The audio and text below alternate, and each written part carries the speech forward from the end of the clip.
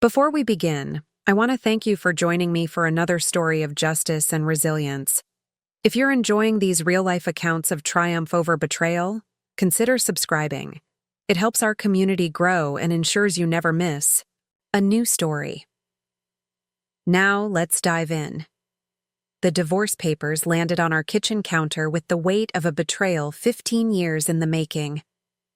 Richard stood across from me, his expensive suit perfectly pressed, his expression a practiced mask of regretful determination.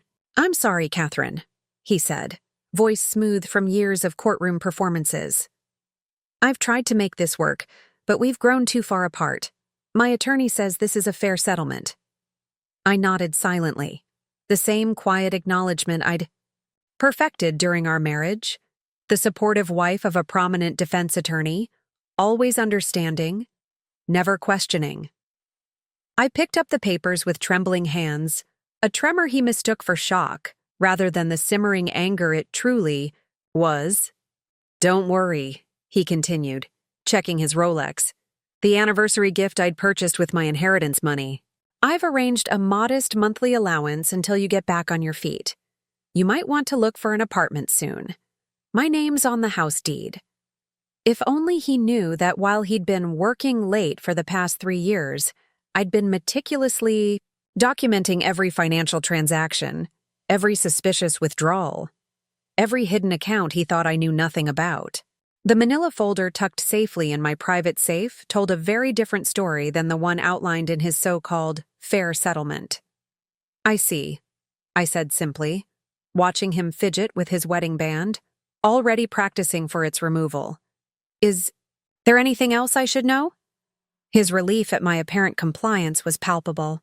For 15 years, he'd cultivated the narrative of Catherine the devoted housewife, organized but naive, supportive but financially dependent.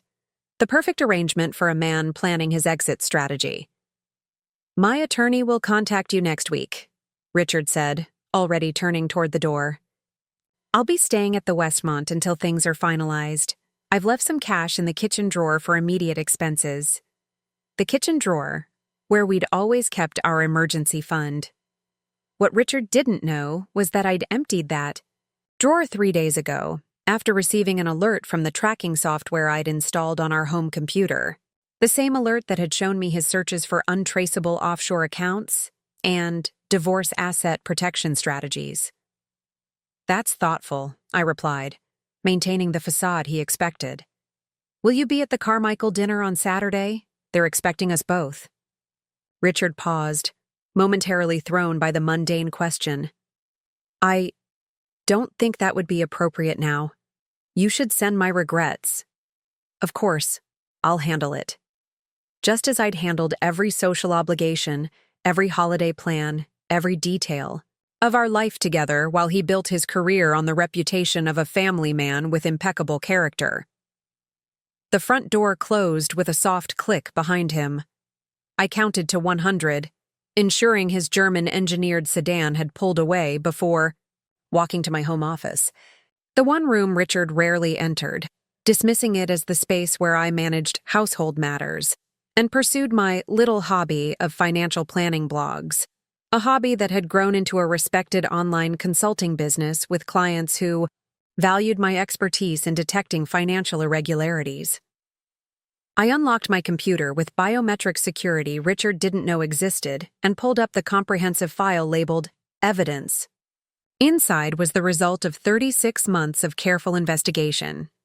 Bank statements showing systematic withdrawals to accounts in the Caymans, time-stamped photos of Richard with his paralegal Vanessa entering hotels across 3 states, recorded conversations with his financial advisor Marcus about creative asset management, and most damning, documents proving he'd used our combined savings to purchase a beachfront property in Vanessa's name.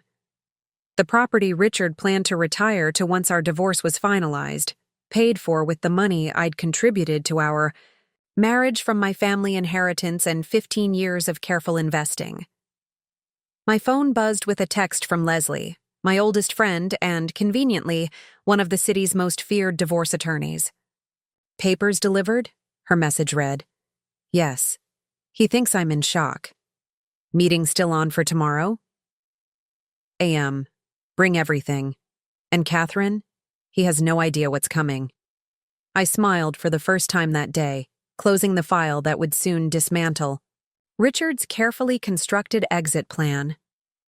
He thought he was dealing with the compliant, financially naive woman he'd married, not the forensic accounting specialist I'd become during the long nights he spent working late at the office. For 15 years, I'd played the role he expected. Tomorrow, the performance would end, and Richard would learn exactly who he'd been married to all along. I woke before dawn the next morning, my mind sharp despite having barely slept. The house felt different now, no longer our marital home but a strategic headquarters. I dressed methodically in a tailored navy suit I'd never worn in Richard's presence, deliberately selecting an outfit that contradicted the soft, accommodating aesthetic he preferred. The kitchen still bore evidence of his presence, a coffee mug in the sink, the newspaper folded to the sports section. Small domestic details that once structured our routine now seemed like artifacts from a stranger's life. I bypassed the coffee maker and instead prepared a strong cup of tea, settling at the dining table with my laptop. Before meeting Leslie, I needed to organize my thoughts. The documents were impeccably arranged, but the narrative required precision. Richard wasn't just any opponent. He was a seasoned defense attorney who'd built his career on dismantling seemingly airtight cases. My phone buzzed with a notification from my banking app. Richard had transferred exactly $2,500 to my personal account, the modest allowance he'd mentioned. The transaction description read, "Household expenses." I took a screenshot, adding it to my growing collection of evidence. His performative generosity would make for an interesting exhibit. At precisely 8:15 a.m., I backed my car out of the garage. The vehicle, a practical sedan Richard had insisted was perfect for a housewife, had one modification he wasn't aware of: a hidden compartment beneath the passenger seat where I kept duplicates of all critical documents. Richard might be a brilliant attorney, but he'd underestimated the woman who managed his home for 15 years. The law offices of Blackwell and Associates occupied the top floor of a downtown high-rise. Leslie's corner office offered panoramic views of the city skyline, a visual reminder of her formidable reputation. She greeted me with a brisk hug before gesturing toward the conference room where 2 paralegals and a forensic accountant waited. "Catherine," Leslie said, closing the door behind us. "I've briefed the team on the basics, but they need to hear everything from you." For the next 2 hours, I methodically walked them through Richard's financial machinations. The initial small transfers that gradually increased in frequency and amount, the shell company he'd established under his brother's name, the series of accounts that formed a complex web designed to obscure the final destination of our marital assets. Approximately $2.7 million, I concluded, sliding the final spreadsheet across the table. That's the total he's diverted over the past 3 years. The forensic accountant, a sharp-eyed woman named Meredith, whistled softly. "And you tracked all of this yourself? Without alerting him?" I nodded. "Richard believes I manage our household budget and nothing more. He doesn't know that I completed a forensic accounting certification 2 years ago." "Why did you start monitoring the accounts in the first place?" asked one of the paralegals. "Was there a specific incident that raised suspicions?" I paused, the memory crystallizing with perfect clarity. 3 years ago, Richard represented a client in a high-profile divorce, a business executive accused of hiding assets from his wife. Richard won the case, ensuring his client kept nearly everything. That night, he came home elated, opened an expensive bottle of wine, and said something I couldn't forget. Leslie leaned forward. "What was it?" He said, "The secret to a successful divorce is preparation. Most people wait until they're ready to file, but by then, it's too late to protect what's yours." I met Leslie's gaze. That same week, I noticed the first unusual withdrawal. "Classic projection," Meredith muttered, shaking her head. He told you exactly what he was planning to do. Leslie gathered the documents, her expression shifting from attorney to friend, for a brief moment. Catherine, these records are extraordinary, but I need to ask, are you absolutely certain you want to proceed? Richard isn't just financially compromised by this evidence. He's potentially facing disbarment and criminal charges. Once we file, there's no turning back. The question gave me pause, not from uncertainty, but from the weight of the decision. Richard and I had shared 15 years of marriage, vacations in Tuscany, holiday dinners with extended family, quiet Sunday mornings reading the paper. But beneath those shared experiences ran an undercurrent of systematic diminishment.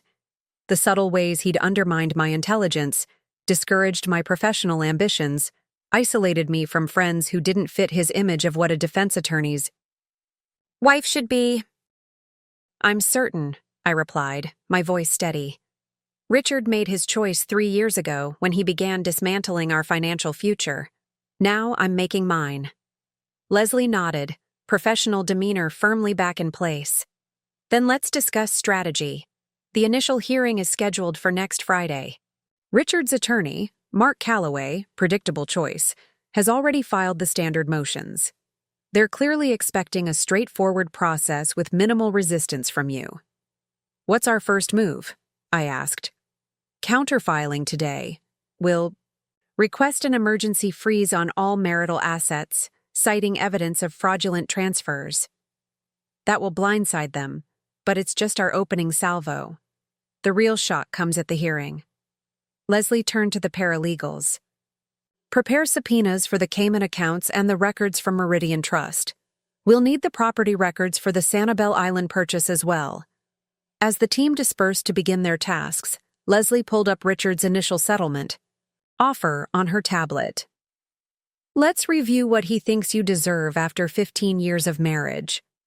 The document outlined terms that would have left me with approximately 18% of our marital assets, the small investment account in my name, a modest alimony for 3 years, and a generous allowance to secure new housing. No mention of his partnership shares in the law firm, the investment properties purchased during our marriage, or the substantial retirement accounts. Notice anything interesting about this? Leslie asked, highlighting a section. I scanned the paragraph. The agreement includes my forfeiture of any claim to undisclosed assets. Exactly. He's trying to get you to sign away your rights to money you don't know exists. Standard tactic, but particularly egregious given the amounts involved.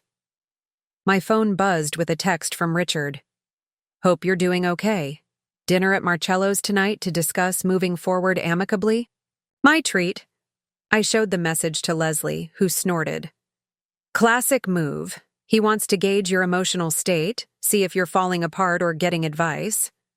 Should I accept? Leslie considered for a moment. Yes, but on your terms. Suggest lunch. Instead, you'll be sharper and it sends the message that this isn't a romantic farewell dinner. And Catherine, her expression hardened, don't give him any indication you're doing anything beyond processing the divorce. Let him believe. His plan is working. I texted back. Lunch would be better. Morton's at 1 p.m. tomorrow? The restaurant was directly across from Blackwell and Associates, a small detail that gave me confidence. Richard's reply came almost instantly. Perfect. I'll make a reservation. As I prepared to leave, Leslie handed me a sealed envelope. Your official copy of the emergency petition. We'll file electronically this afternoon, but Richard will be served in person by tomorrow morning. Before our lunch, I realized.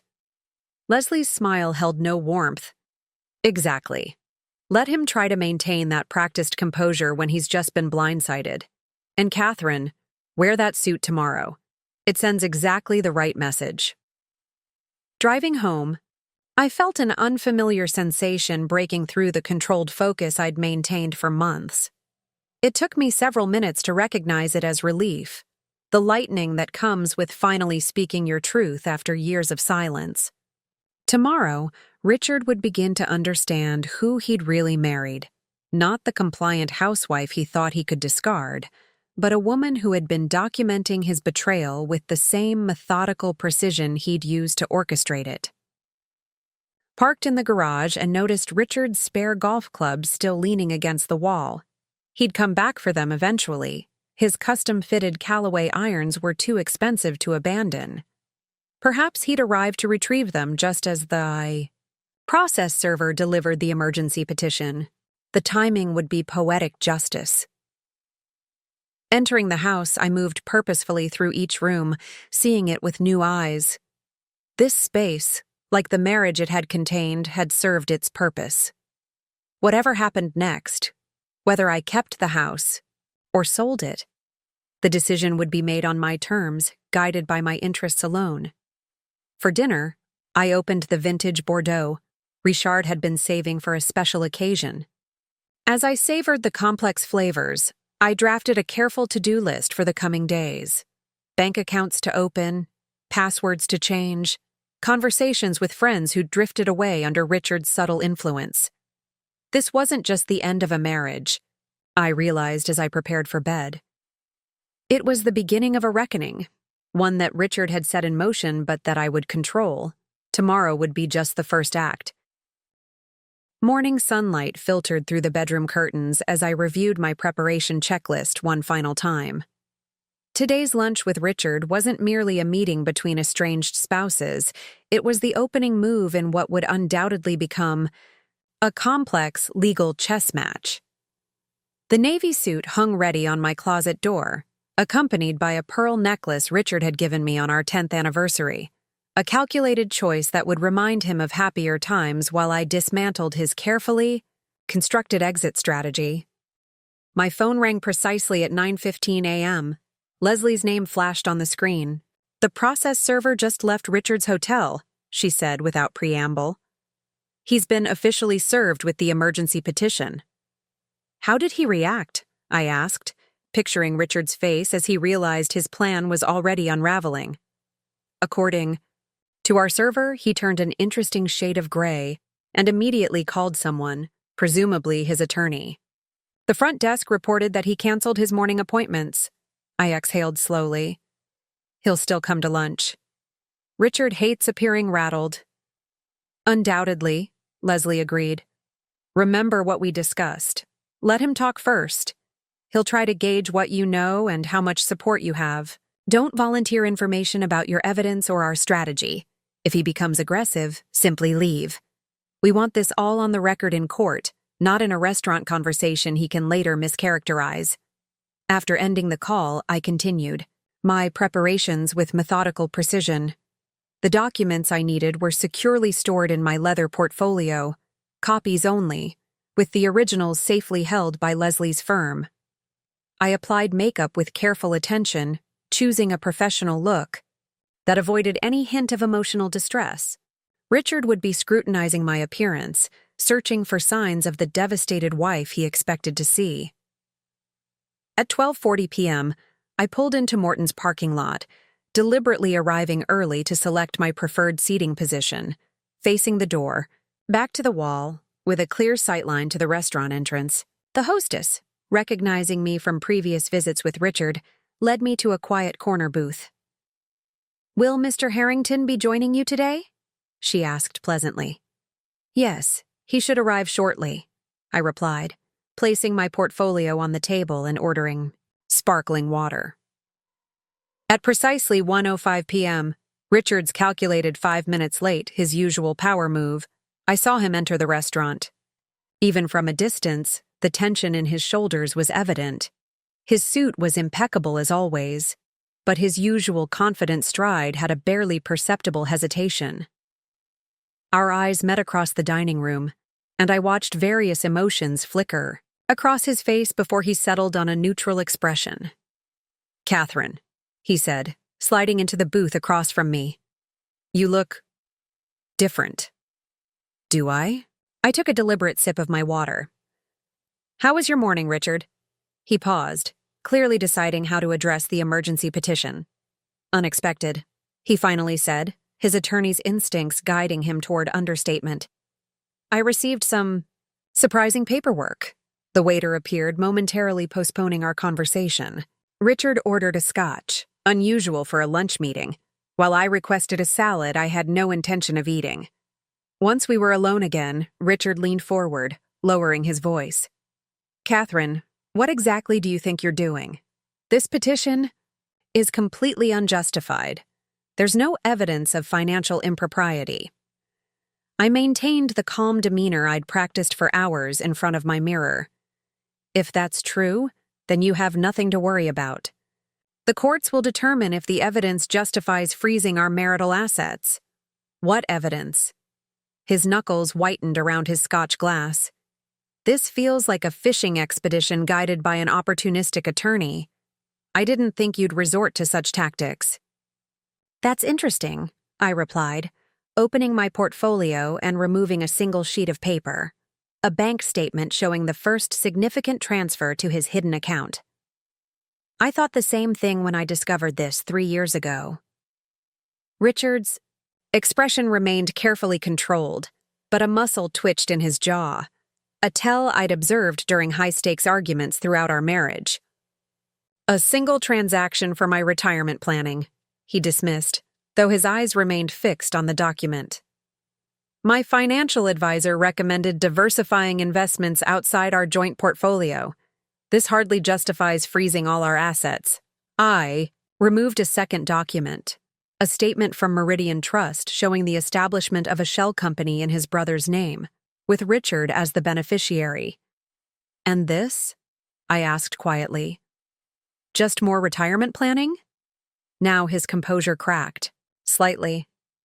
"How did you get these documents?" "The same way I accessed the records of your Cayman accounts, the property purchase on Sanibel Island, and the regular cash withdrawals that coincided perfectly with Vanessa's monthly rent payments for an apartment she couldn't possibly afford, on a paralegal's salary." Richard's face drained of color. For 15 years, I'd watched him in courtrooms and negotiations, always maintaining the upper hand through superior preparation and psychological manipulation. Now, for the first time, I saw genuine shock in his eyes. "You're bluffing," he said, but his voice lacked conviction. I closed my portfolio. "Richard, I've documented every financial transaction you've made since you represented Jackson Whitmore in his divorce 3 years ago, the case that apparently gave you your blueprint. The only difference is that Eliza Whitmore didn't know what was happening until it was too late. I've known from the beginning." The scotch arrived, and Richard immediately took a substantial swallow. "Whatever amateur investigation you think you've conducted, 3 certified forensic accountants have verified my findings," I interrupted calmly. "Your motion to dismiss will fail, and then discovery will begin. Everything will be subpoenaed: bank records, property deeds, communication with financial advisors. Leslie has already filed motions in the Cayman Islands through local counsel." Richard set down his glass, abandoning all pretense of casual conversation. "What do you want, Catherine? What's your endgame here?" The question was so typical of him, always reducing complex moral issues to practical negotiations. In his mind, this was simply a transaction that had gone wrong, a miscalculation that required adjustment. "I want what's fair," I replied. "The division of marital assets as determined by the courts, with full disclosure of all accounts and properties. I want acknowledgment of the financial fraud you've attempted to perpetrate, and I want you to face the appropriate professional consequences for your actions." "Professional consequences?" Richard's voice rose slightly before he caught himself, glancing around to ensure we weren't overheard. "Catherine, be reasonable. This is between us. There's no need to involve the Bar Association." "That's not your decision to make," I said, meeting his gaze steadily. "You chose to violate your professional ethics when you systematically defrauded your spouse. Those actions have consequences beyond our divorce." "I can make this worth your while," he countered, switching tactics. "Forget the emergency petition. Tell Leslie to withdraw it, and I'll revise the settlement. 60-40 split in your favor, ongoing alimony, the house free and clear." I couldn't help but smile at his desperation. "Richard, You're not in a position to negotiate. You don't even know what I know. Let me see the rest of your evidence, he demanded, reaching for my portfolio. I pulled it back, closing the clasp. That's not how this works. You'll see everything during discovery, properly submitted to the court. Something dangerous flashed in Richard's eyes. The same expression I'd glimpsed during particularly contentious arguments when his calculated charm gave way to something colder. You know, he said, voice dropping to a near whisper. None of this will hold up. It's your word against mine, and I've spent 2 decades building credibility with every judge in this circuit. You're a housewife playing amateur detective. He leaned forward. This won't end well for you, Catherine. I'd anticipated this moment, the threat, the attempt to intimidate, and had prepared accordingly. Without breaking eye contact, I removed my phone from my purse and pressed play on a recording. Richard's voice filled the space between us. Transfer the final amount through Marcus's setup. The account structure is secure. She'll never find it. And by the time the divorce is final, the waiting period on the island property will be over. We can finally stop pretending. A woman's voice, unmistakably Vanessa's, answered. Are you sure she doesn't suspect anything? She seems observant. Richard's recorded laugh was dismissive. Catherine? She still balances the checkbook by hand and thinks investing means choosing between 2 mutual funds I pre-selected. Trust me, she has no idea. I stopped the recording, as Richard's face contorted with fury and disbelief. That's illegal, he hissed. You can't record private conversations. Actually, I corrected him, this was captured on the home security system you insisted we install last year, the one that records audio in the front hallway where you had this conversation while I was supposedly at my book club. As the co-owner of the property and the security system, I have legal access to those recordings. Richard's hand trembled slightly as he reached for his scotch again. What do you really want, Catherine? Just tell me. Standing, I gathered my portfolio and purse. I already did. Justice. See you in court, Richard. As I walked out of Morton's, my phone buzzed with a text from Leslie. How did it go? I typed my response as I stepped into the sunlight, feeling lighter than I had in years. Exactly as expected. He threatened, then tried to negotiate, then threatened again. He hasn't even begun to understand what's coming. Leslie's reply was immediate. Perfect. The judge granted our motion. All accounts frozen effective immediately. He's about to have a very interesting afternoon. Driving back to the house, my house now, at least temporarily, I allowed myself a moment of vindication. Today was just the beginning. Richard would soon discover that every aspect of his carefully constructed deception had been documented. Every conversation with financial advisors tracked.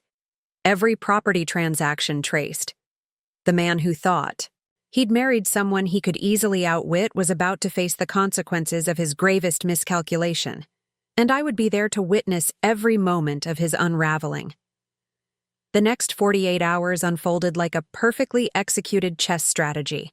By the time I arrived home from Morton's, Richard had already discovered the comprehensive account freeze.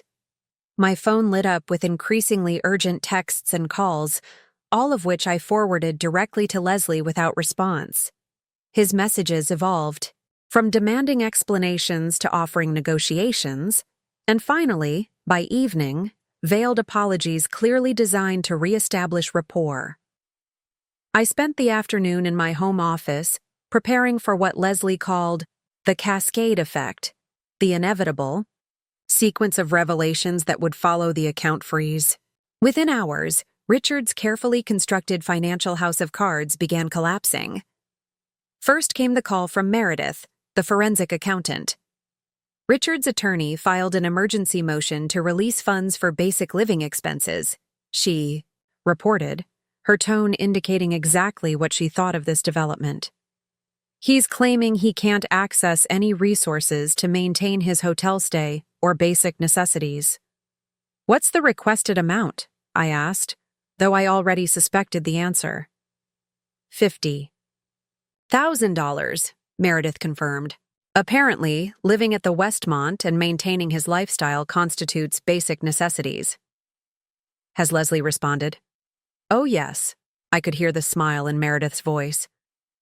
She submitted a detailed accounting of his undisclosed Cayman accounts, pointing out that his claimed financial distress is either fictional or the result of deliberate fraudulent transfers of marital assets. The judge had compromised, releasing $5,000, a sum that would cover genuine necessities but force Richard to significantly downgrade his lifestyle. It was a small victory, but one that established an important precedent. The court was taking our evidence seriously. By evening, the first call from Richard's law firm came through. The caller ID displayed Gregory Palmer, the founding partner and Richard's mentor. I let it go to voicemail, listening to the message once it arrived. Catherine, this is Greg Palmer. I understand you and Richard are going through a difficult time. I'd appreciate the opportunity to discuss some matters with you directly. Please call my private line at your convenience. Leslie had predicted this exact call. The firm will distance themselves the moment they learn about the financial impropriety, she'd explained during our strategy session. They can't afford the association with ethical violations, especially ones that could trigger a bar investigation. The next morning, I met with Leslie to prepare for the preliminary hearing scheduled for the following week. Her office had transformed into a command center, with paralegals organizing evidence into clear exhibits and timeline displays. Richard switched attorneys, Leslie announced as I entered. Mark Calloway withdrew from the case last night. He's been replaced by Eleanor Winters. This was significant. Eleanor was known for damage control in high-profile divorces involving professional misconduct, a specialist brought in when careers needed salvaging alongside marriages. That's telling, I observed, setting down my portfolio. He's finally realized this isn't just about our divorce. Exactly. Leslie nodded. Winter's involvement means the firm has made it clear to Richard that he's on thin ice professionally. She specializes in settlements that minimize public disclosure. Will she approach us before the hearing? Almost certainly. Which brings me to our next decision point. Leslie slid a document across her desk. This arrived this morning, a settlement offer substantially different from their initial proposal. I scanned the terms with practiced efficiency. The new offer provided me with 65% of our known marital assets, full ownership of the house, and significant alimony. More importantly, it included a confidentiality clause that would prevent me from discussing the financial discoveries with anyone, including the Bar Association. This is about protecting his career, not contesting the divorce, I noted, looking up from the document. Precisely. Leslie leaned back in her chair. The question is, what do you want, Catherine? We can push forward with the hearing, which will put everything on public record and likely trigger automatic ethics investigations. Or we can negotiate a private settlement that secures your financial future, but allows Richard to potentially preserve his professional standing. It was a question I'd anticipated since the beginning, but facing it directly forced me to examine my true motivations. Was this about justice or retribution, financial security or public vindication? I want all of it documented in the court record, I decided after careful consideration. Not because I want to destroy him, but because his actions shouldn't be buried under a confidential settlement. If he faces professional consequences, that's the result of his choices, not my vindictiveness. Leslie nodded, her expression both approving and cautious. Then we proceed to the hearing. But be prepared. Things will get uglier before they're resolved. She was right. That afternoon, I received an unexpected visitor at the house. Richard's mother, Evelyn, appeared on my doorstep, her normally impeccable appearance showing signs of strain. "Catherine, darling," she began, her practiced social smile firmly in place despite the circumstances. "We need to talk." I invited her in, maintaining the polite demeanor that had characterized our relationship for 15 years. Evelyn had always treated me with conditional warmth, approval contingent on how well I fulfilled my role as the supportive wife to her successful son. "Richard is devastated," she began once we were seated in the living room. "This whole situation has been blown completely out of proportion. Financial matters in a marriage are always complex." "Yes, they are," I agreed neutrally, "especially when one spouse is secretly transferring millions to hidden accounts." Evelyn waved her hand dismissively. "Men and their investments. Richard always had a head for financial planning. I'm sure whatever arrangements he made were intended to benefit both of you eventually." I studied her face, wondering if she truly believed this rationalization or was simply performing her lifelong role as Richard's defender. "Evelyn, did Richard explain exactly what he did?" I asked quietly. "He said there were some misunderstandings about certain accounts and investments," she hedged. "But darling, taking this to court involving his firm, it's so unnecessary. Marriages end, but they don't need to end with such hostility." I reached for my ever-present portfolio and removed a single document: the property deed for the Sanibel Island house, purchased in Vanessa's name using our marital funds. "This isn't about investments, Evelyn. This is about Richard systematically transferring our life savings to accounts I couldn't access, and using our money to buy property for his girlfriend." Her perfectly maintained composure faltered as she stared at the document, recognition dawning in her eyes. "Vanessa?" she whispered. "His paralegal?" "Yes. For at least 3 years." Evelyn's hand trembled slightly as she set down her teacup. "I don't understand. Richard said you were growing apart, that the divorce was mutual but complicated by financial entanglements."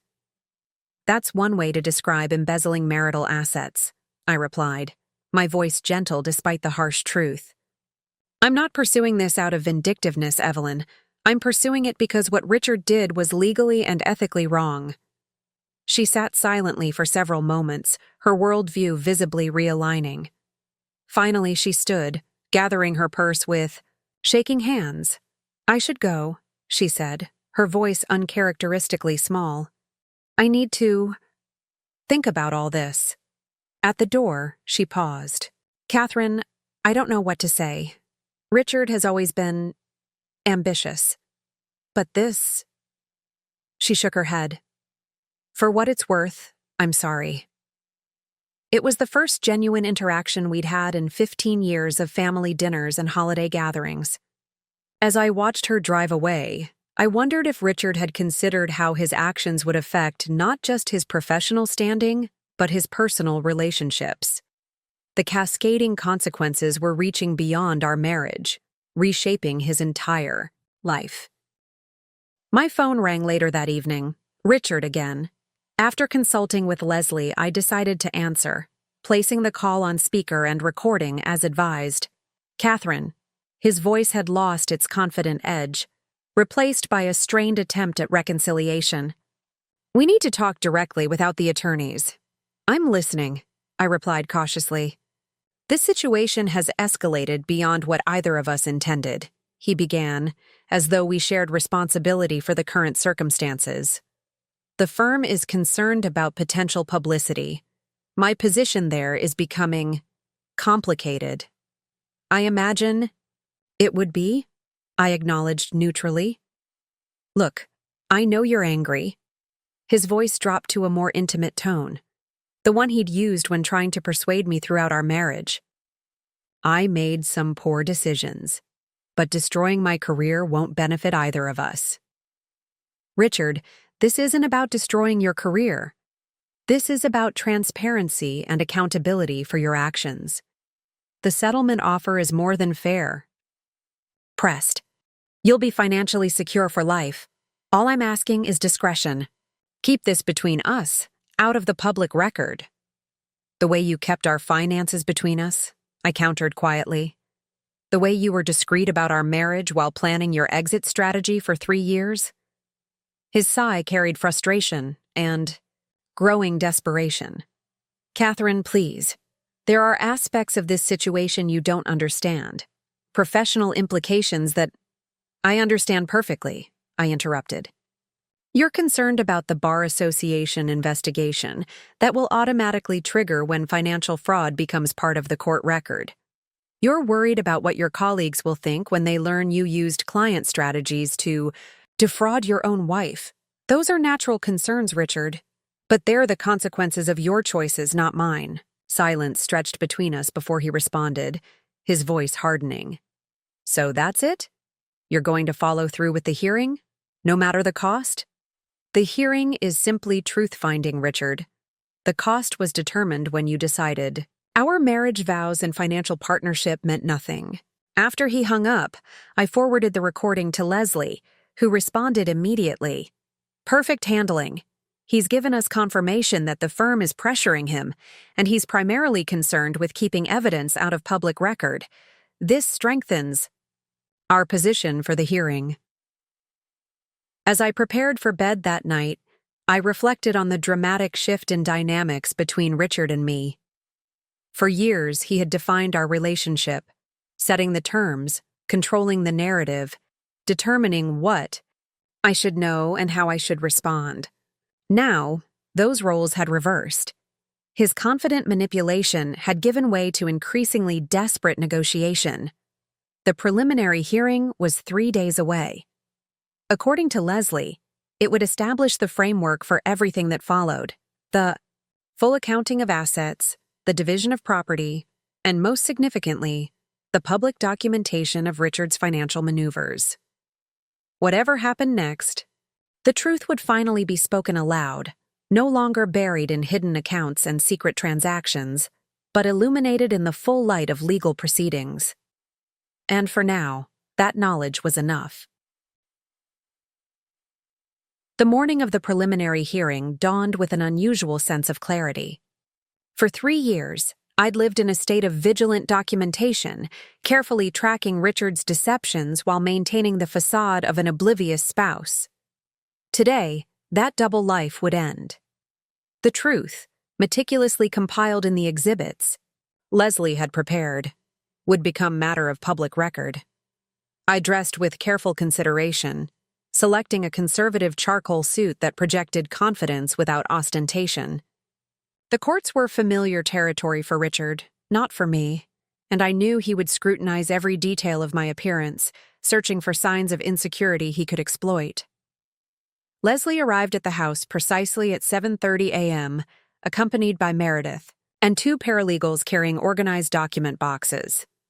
"Everything's prepared," Leslie assured me as we reviewed our final strategy over coffee. "Judge Montgomery is known for her thoroughness, particularly in cases involving complex financial matters. That works in our favor." "And Richard?" I asked, my first acknowledgement of the nervousness I'd kept carefully controlled. "Richard will be Richard," Leslie replied with a knowing look.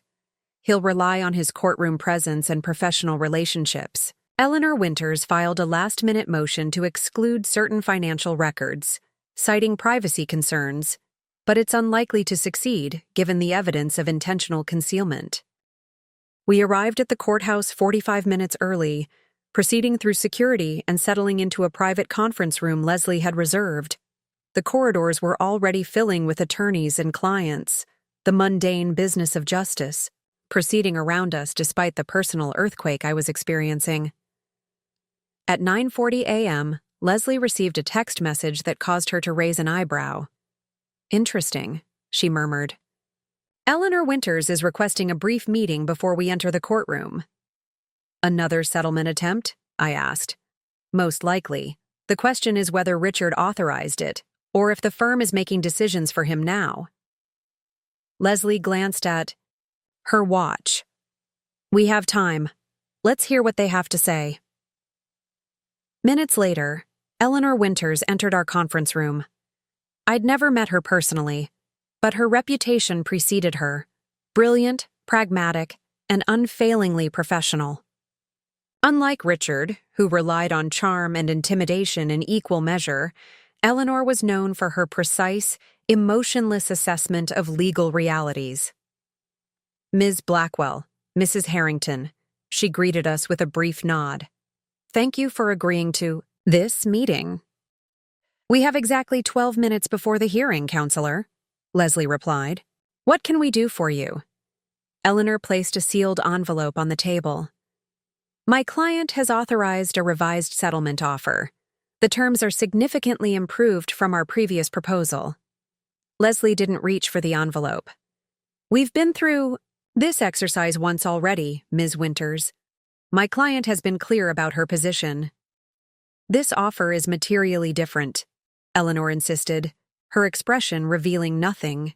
It includes full disclosure of all financial accounts, including those previously undisclosed, with a 75-25 split in your client's favor. It provides for substantial alimony, ownership of all real estate held in both names, and a lump sum punitive payment acknowledging the attempted concealment of assets. I exchanged glances with Leslie. The offer was indeed substantially better than anything previously discussed, but something felt wrong. And the confidentiality clause? Leslie asked, still not touching the envelope. Significantly narrowed, Eleanor replied. It would prevent discussion of the specific settlement amount and certain personal matters, but would not restrict Mrs. Harrington from cooperating with any official investigations into professional conduct. There it was, the critical difference. Richard had finally realized he couldn't prevent professional scrutiny entirely. Why now? I asked, breaking my silence. What's changed since yesterday? Eleanor's professional mask slipped slightly, revealing a flicker of what might have been reluctant admiration. Your evidence is compelling, Mrs. Harrington. My client has reassessed his position based on the likelihood of certain outcomes in today's hearing. Leslie checked her watch. We'll review your offer, but we're proceeding with the hearing as scheduled. If your client wishes to make a statement on record about full disclosure of assets, that would demonstrate good faith. Eleanor gathered her briefcase. I'll convey your position. We'll see you inside. After she left, Leslie quickly scanned the document, her expression thoughtful. This is a substantial improvement. They're genuinely concerned about today's hearing. Should we consider it? I asked, surprised by my own hesitation. After all the preparation, part of me was reluctant to settle without the public accounting I'd anticipated. Let's hear what happens in court first, Leslie advised. This offer isn't going anywhere, and Richard's willingness to make it speaks volumes about his concern over what might be revealed today. At precisely 10 a.m., we entered courtroom 3B. Richard was already seated at the respondent's table, his posture rigid with tension. When our eyes met briefly, I saw something I'd rarely witnessed in our 15 years together: genuine uncertainty. The man who had always controlled every situation, who had dismissed my capabilities with casual confidence, now watched me with wary recognition. Judge Montgomery entered, and the proceedings began with formal introductions. Eleanor Winters presented Richard's position first, acknowledging certain inconsistencies in financial disclosures while attempting to frame them as misunderstandings rather than deliberate concealment. My client recognizes that communication regarding investments and financial planning was inadequate, she stated smoothly. He is prepared to provide updated and complete disclosures to facilitate an equitable division of marital assets. Judge Montgomery's expression remained impassive. Counselor, I've reviewed the emergency petition and supporting documentation. These appear to be more than communication inadequacies. Your Honor, my client was managing investments with long-term growth strategies that would have ultimately benefited both parties. The judge consulted her notes, including the beachfront property purchased in the name of a third party. Was that also intended to benefit both parties in the marriage? Eleanor faltered momentarily before recovering. The complete context of certain transactions requires further explanation, which my client is prepared to provide in appropriate detail. I look forward to that explanation, Judge Montgomery replied dryly before turning to Leslie. Counselor, Blackwell, please present your client's position. Leslie rose, her commanding presence filling the courtroom. Your Honor, This case involves the systematic and deliberate concealment of marital assets over a 3-year period, executed through multiple shell companies, offshore accounts, and fraudulent transfers. We are prepared to demonstrate not only the existence of these concealed assets, but also the intentional nature of their concealment. She proceeded to outline our evidence methodically, beginning with the initial suspicious transfers and progressing through the increasingly complex web of financial maneuvers. As she spoke, I watched Richard from the corner of my eye. His expression remained carefully composed, but his right hand, hidden from the judge's view by the table, clenched with increasing tension. Most significantly, Leslie continued, we have documentation showing that marital assets were used to purchase real estate for a third party with whom Mr. Harrington maintained a personal relationship outside his marriage. Judge Montgomery turned her attention to Richard. Mr. Harrington, these are serious allegations. Do you dispute the existence of these undisclosed accounts and properties? Richard conferred briefly with Eleanor before standing. Your Honor, while I dispute certain characterizations of my financial management, I do not contest the existence of the accounts in question. I am prepared to make full disclosure of all assets for the court's consideration in determining equitable distribution. It was a strategic concession, acknowledging what couldn't be denied while attempting to frame the deception as mere financial management. The judge wasn't persuaded. Mr. Harrington, the court takes a dim view of deliberate concealment of assets, particularly when executed with such apparent premeditation. The freezing of all accounts will remain in effect pending complete forensic accounting, which will be conducted by a court-appointed expert in addition to the professionals already engaged by Mrs. Harrington. She turned to address both parties. Given the complexity of the financial matters involved and the evidence of intentional concealment, I am ordering comprehensive discovery with expedited timelines. All financial records from both parties for the past 5 years must be submitted within 10 business days. The court will also require depositions from all financial advisors, banking representatives, and other relevant parties involved in these transactions. Richard paled visibly at the mention of depositions. The professional implications were becoming unavoidable. Each deposition would create sworn testimony about his financial manipulations, testimony that would be available to the Bar Association and his law firm. Additionally, the judge continued, given the evidence presented regarding the property purchased for a third party using marital assets, I am issuing a temporary restraining order preventing any occupancy, transfer, or encumbrance of said property pending final resolution of this matter. Leslie rose again. Your Honor, given the pattern of concealment already established, we request additional protections against further dissipation of marital assets, including monthly accounting of all expenditures by Mr. Harrington during the pendency of these proceedings. So ordered. Judge Montgomery agreed without hesitation.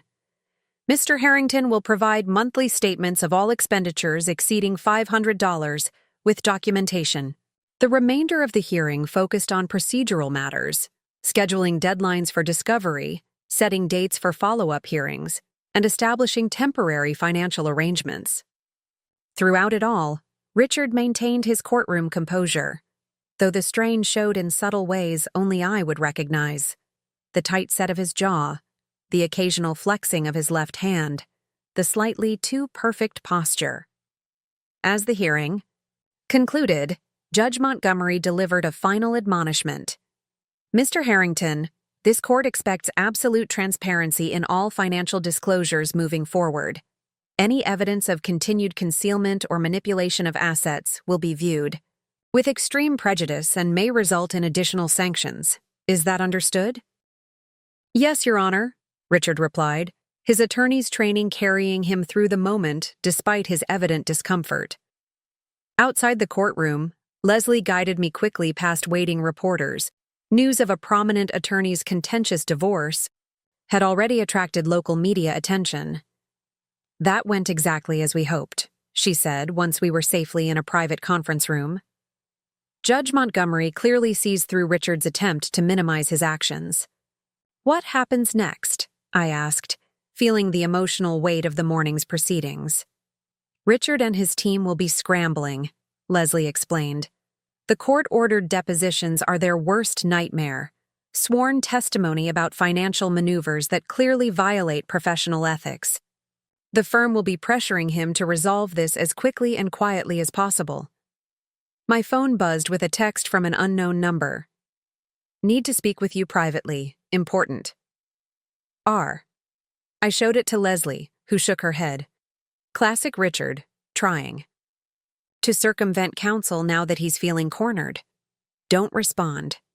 But something in me wanted to hear what he would say, now that the pretense had been stripped away. Now that a judge had seen through his manipulations and ordered the very transparency he'd fought to avoid. "I want to know what he's thinking," I admitted. "Not to negotiate, just to understand." Leslie considered this. "If you're determined, we can arrange a meeting on our terms. My office, with recording and a witness present. But Catherine," her expression softened slightly, "be prepared for more manipulation. Men like Richard don't suddenly develop self-awareness when cornered." "I know," I assured her. "But after 15 years of marriage and 3 years of secret documentation, I want to hear him explain himself, now that he knows I was never the passive, financially naive woman he thought he married." Leslie nodded, understanding. "I'll arrange it. But remember, we're negotiating from strength now. The preliminary hearing established that unequivocally." As we gathered our documents, I felt a strange sense of vindication mixed with melancholy. The man I'd married, the life we'd built, the future we'd planned, all of it had been undermined by Richard's systematic deception. Yet in uncovering that deception, I'd discovered strengths in myself I might never have recognized otherwise. The preliminary hearing wasn't just the beginning of our divorce proceedings. It was the first public acknowledgment of a transformation that had begun 3 years earlier, when I'd first discovered Richard's betrayal and chosen knowledge over ignorance, documentation over denial, and eventually, justice over comfortable illusion. Leslie's office had been deliberately arranged for our meeting with Richard. The conference room featured a long mahogany table with Leslie and me on one side, a court reporter discreetly positioned in the corner, and a single chair awaiting Richard on the opposite side. The power dynamic was intentional. Richard would face us alone, without his attorney, just as I had faced his betrayal alone for 3 years. "Remember," Leslie cautioned as we waited, "this meeting is for information gathering only. We've already established our legal position through the court. No matter what he says, make no commitments or concessions." I nodded, reviewing the list of questions I'd prepared. This wasn't about negotiation anymore. It was about understanding. For 15 years, I'd built a life with a man who had systematically prepared to leave me financially devastated. I needed to hear him explain why. At precisely 2 p.m., Leslie's assistant announced Richard's arrival. He entered alone, wearing a suit that looked slightly less crisp than his usual impeccable standards. 3 days had passed since the preliminary hearing, and the strain was beginning to show. Subtle shadows under his eyes, a slight loosening of his collar, the absence of the confident stride that had characterized him throughout our marriage. "Catherine," he acknowledged me first, then nodded to Leslie. "Counselor." "Mr. Harrington," Leslie gestured to the single chair. "Please be seated. As discussed, this meeting is being recorded and transcribed. You've declined legal representation, despite our recommendation that your counsel be present." "This is between my wife and me," Richard replied, his gaze fixed on me. "Some conversations should happen directly." "Ex-wife," Leslie corrected smoothly. "And nothing in these proceedings is truly private at this point. But we've agreed to this meeting at Mrs. Harrington's request." I studied Richard as he took his seat, noting the subtle tells that betrayed his discomfort. Throughout our marriage, I'd become an expert at reading his micro-expressions, the slight tightening around his eyes when annoyed, the barely perceptible flex of his jaw when feeling cornered. Both were present now, despite his attempted composure. "Richard," I began, keeping my voice neutral. "You wanted to speak with me. I'm listening." He leaned forward, hands clasped on the table. "Catherine, this situation has escalated beyond what either of us intended. The court proceedings, the media, attention, the firm's involvement. None of this benefits either of us." "That's not a question," I observed quietly, "and it frames our current circumstances as a mutual creation, which they are not." A flicker of frustration crossed his face. "Fine. What I'm trying to say is that we have an opportunity to resolve this privately, with terms that are more than fair to you.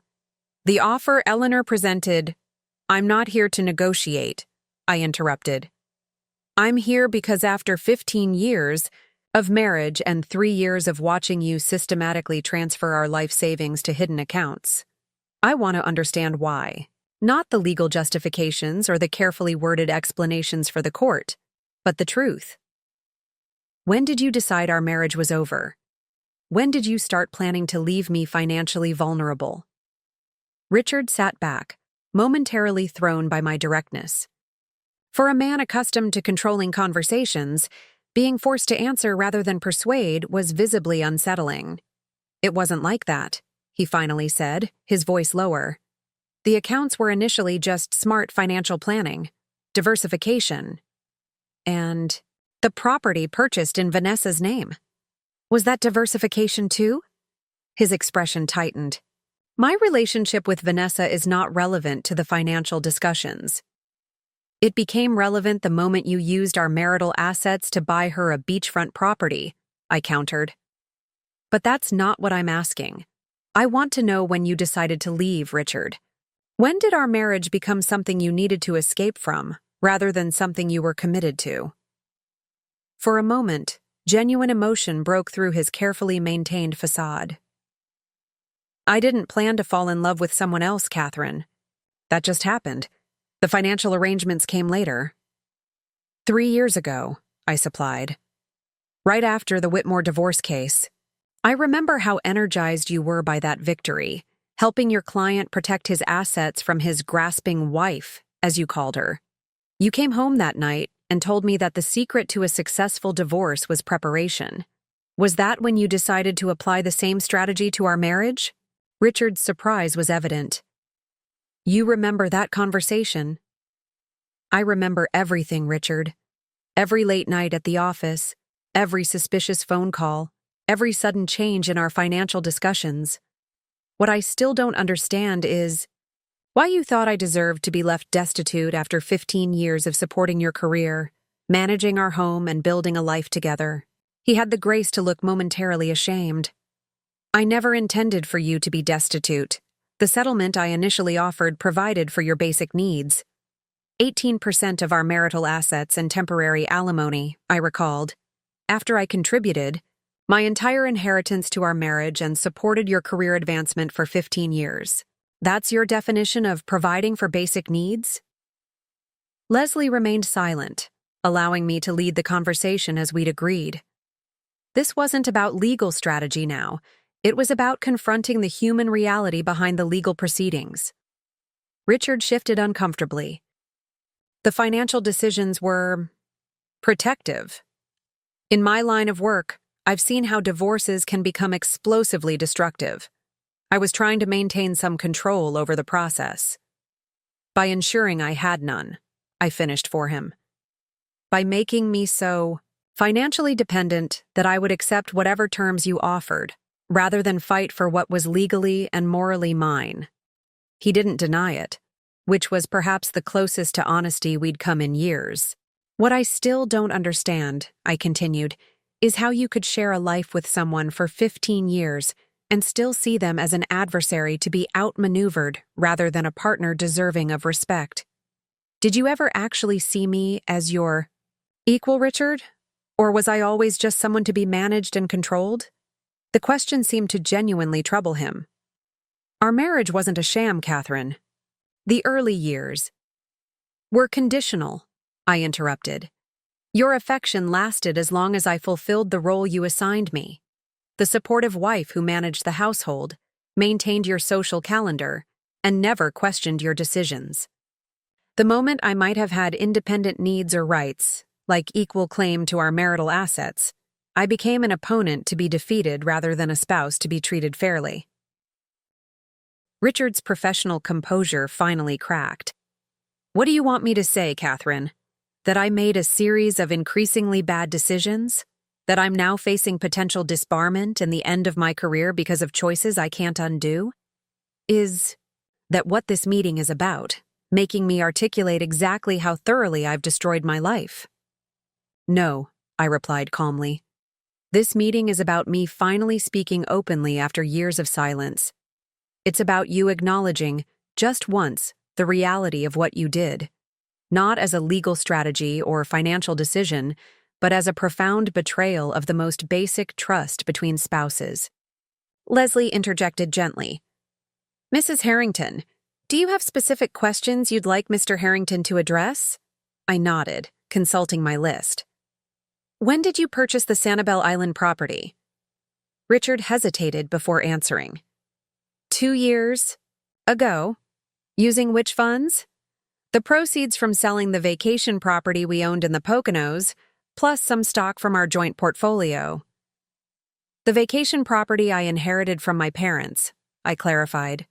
And when did you decide that property rightfully belonged in Vanessa's name rather than mine? He had no good answer for this, and we both knew it. One more question, I said, watching him carefully.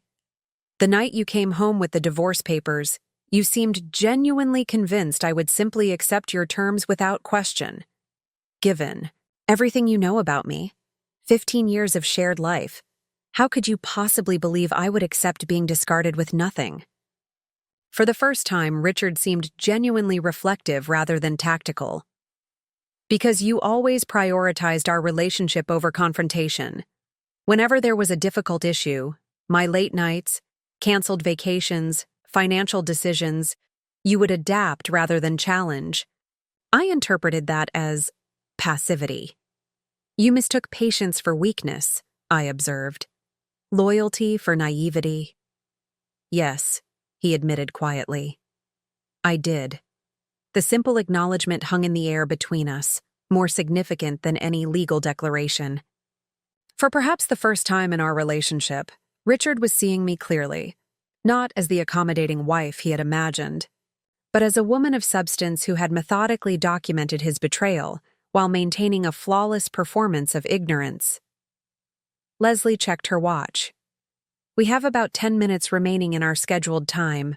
Mr. Harrington, is there anything else you wish to discuss with Mrs. Harrington?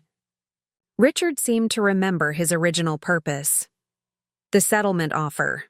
Catherine, whatever you think of me now, the offer Eleanor presented is more than fair.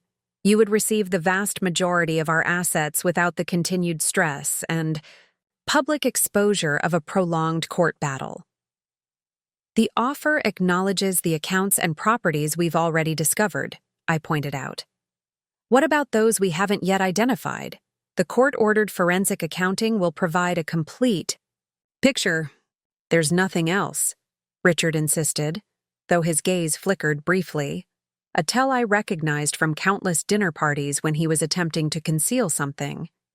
You're still lying, I said, the realization settling heavily. Even now, with everything exposed, with your career hanging in the balance, you're still concealing assets. Catherine? I think we're done here, I interrupted, gathering my notes. Leslie, please inform Ms. Winters that we'll proceed with the court-ordered accounting as scheduled. Richard's facade of reasonable negotiation finally collapsed entirely. Do you have any idea what you're doing? The firm is already discussing terminating my partnership. The Bar Association has opened an ethics investigation. If this continues, I lose everything. My career, my reputation, my future. Those are the consequences of your choices, Richard, not mine, I replied, standing to signal the end of our meeting. For 3 years, you systematically undermined our marriage and financial partnership while I documented every step. Now you're experiencing the outcome of your own actions." As he rose to leave, defeated in a way I had never witnessed before, I felt no triumph, only a profound sadness for the relationship that might have been had Richard chosen honesty over deception, partnership over exploitation. "The most ironic part," I added as he reached the door, "is that if you had simply asked for a divorce 3 years ago, approached me with honesty and respect, I would have negotiated fairly. We could have divided our assets equitably and moved forward with dignity. Instead, you created this elaborate deception that has now cost you far more than a fair divorce settlement ever would have." Richard paused, hand on the doorknob. "You've changed," he said, an observation rather than an accusation. "No," I corrected him gently. "You just never really knew me." After he left, Leslie and I sat in silence for several moments. The court reporter quietly gathered her equipment and exited, leaving us alone with the aftermath of the confrontation. "You got what you needed?" Leslie asked finally. I nodded slowly. Not answers that make sense or justify his actions, but confirmation of what I already suspected. Even now, he's still hiding something. "The forensic accountants will find it," Leslie assured me. "But more importantly, you confronted him on your terms. How do you feel?" I considered the question carefully. Like I've finally stopped performing a role in someone else's story and started living authentically in my own. It wasn't closure, that would come later, with the final resolution of our divorce and the beginning of my truly independent life. But it was something equally valuable. The liberation that comes with speaking your truth after years of strategic silence. Richard had lost far more than a divorce case. He had lost the carefully constructed narrative that had allowed him to justify his actions to himself. And in that loss, perhaps, lay the most meaningful consequence of all. The week following my confrontation with Richard unfolded like dominoes falling in perfect sequence. Each action triggered new revelations, each revelation spawned new consequences, and through it all, I maintained the calm certainty that had become my emotional foundation. 3 days after our meeting, the court-appointed forensic accountants made their first significant discovery, a Luxembourg-based investment account, containing nearly $1.2 million in assets that hadn't appeared in any of our previous documentation. Richard had established it through a series of shell companies that originated with his brother's business partner, creating a paper trail so convoluted that it had initially escaped detection. "He really thought he could hide this," Meredith said incredulously as we reviewed the findings in Leslie's office, "even with a court-ordered investigation underway." "Richard has always believed he's the smartest person in any room," I observed, feeling oddly detached from the revelation. The magnitude of the deception no longer shocked me. It merely confirmed what I already knew about the man I'd married. Leslie's expression was grim as she studied the detailed report. "This changes everything. Intentionally concealing assets after a court-ordered disclosure isn't just bad strategy. It's contempt of court and potentially criminal fraud." The judge's reaction was swift and unequivocal. An emergency hearing was scheduled within 48 hours, during which Richard appeared without the confident poise that had once been his courtroom signature. Instead, he sat rigid beside Eleanor Winters, whose professional composure was strained by the unexpected development. Judge Montgomery's voice carried controlled fury as she addressed Richard directly. "Counselor Harrington, as an officer of this court, you were explicitly ordered to disclose all financial assets without exception. This deliberate concealment demonstrates a profound disrespect for judicial authority and the legal process you've sworn to uphold." Eleanor attempted to intervene, suggesting the account had been inadvertently omitted from previous disclosures, but the judge cut her off with a sharp gesture. "Ms. Winters, the elaborate structuring of this account suggests nothing inadvertent whatsoever. The court finds your client in contempt and orders immediate liquidation of the Luxembourg assets and transfer to a court-supervised escrow pending final distribution." The most damaging blow came next. Additionally, given this deliberate violation of court orders, I am referring this matter to the District Attorney's Office for investigation of potential criminal charges. Mr. Harrington's status as an attorney makes this violation particularly egregious. As we left the courthouse, reporters had gathered on the steps, alerted to the developing story of a prominent attorney potentially facing criminal charges. Leslie guided me efficiently through the crowd, deflecting questions with practiced ease, while ensuring I remained composed for the inevitable photographs. "What happens now?" I asked once we were safely in her car. "Now, Richard's world continues to unravel," Leslie replied, her tone matter of fact. "The criminal referral will trigger formal notifications to the Bar Association. His firm will likely accelerate their separation process, and most importantly for you, any remaining resistance to a completely equitable division of assets has effectively vanished."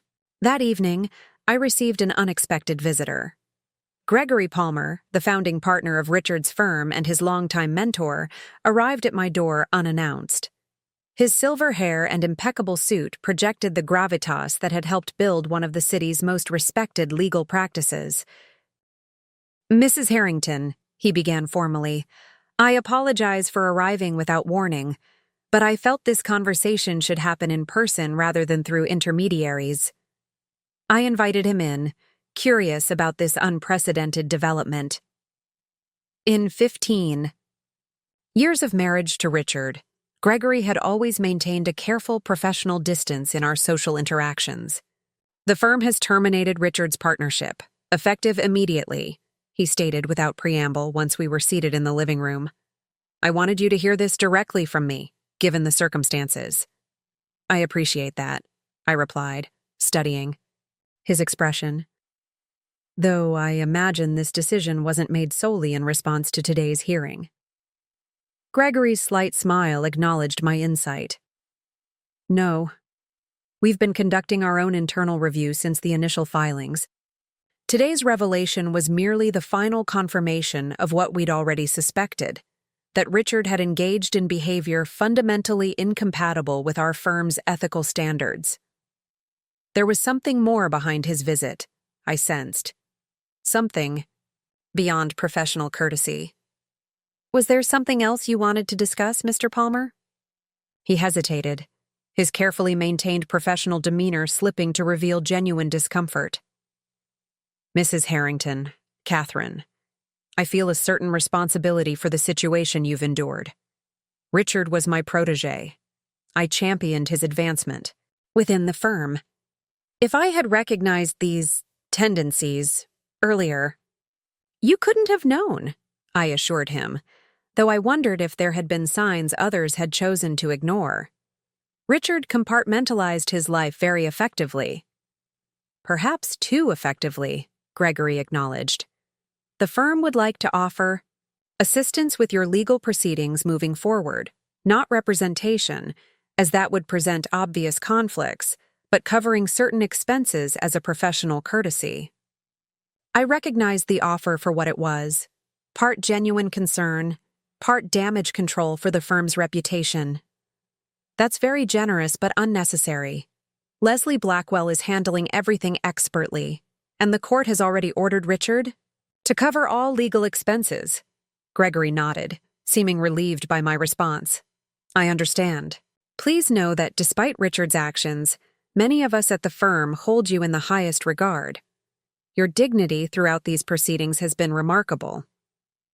After he left, I sat alone in the growing dusk, contemplating how completely Richard's carefully constructed life had collapsed. The prestigious partnership, the professional reputation, the social standing, all sacrificed to an elaborate deception that had ultimately failed.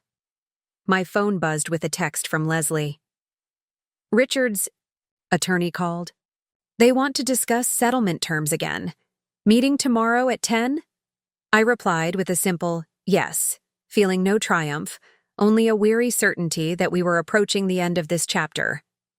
The final settlement negotiations were remarkably straightforward, lacking the adversarial tension that typically characterizes divorce proceedings. Richard attended with Eleanor Winters and a criminal defense attorney, a telling addition to his legal team.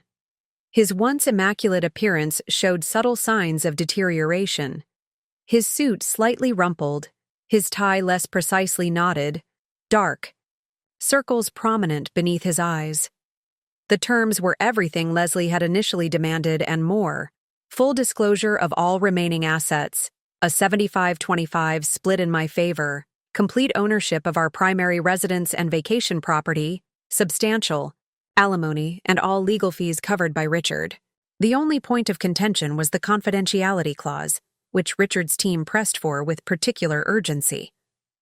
"My client has professional considerations that extend beyond this divorce," Eleanor explained, her tone carefully neutral.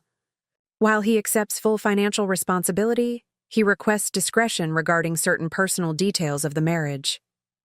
Leslie turned to me, leaving the decision in my hands. "Catherine, your thoughts?"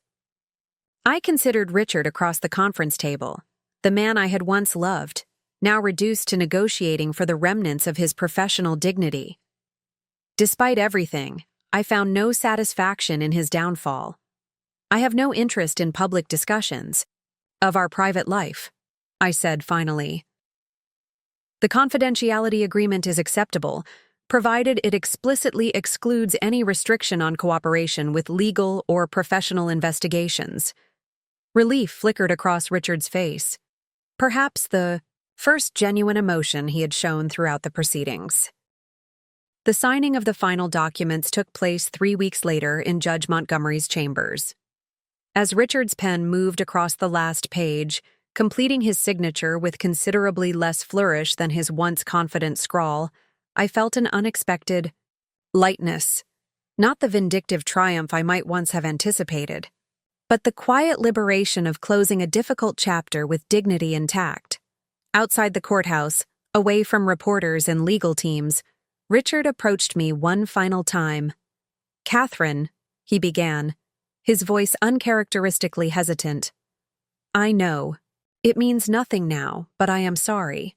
Not just for the financial deceptions, but for underestimating you so profoundly." I studied him, the man I had shared 15 years with, now essentially a stranger. "You're right that it doesn't change anything," I acknowledged. "But I hope you learn from this, Richard, not just about legal consequences, but about seeing people for who they truly are, rather than who you assume them to be." He nodded, a flicker of genuine regret crossing his features. The irony isn't lost on me. I spent 3 years meticulously planning an exit that would preserve my assets and lifestyle, and ended up losing everything that actually mattered: my career, my reputation, relationships built over decades. "The greatest irony," I corrected gently, "is that if you had simply been honest, approached me with respect, and proposed an equitable division from the beginning, we could have parted with dignity and mutual goodwill. Your elaborate deception cost you far more than fairness ever would have."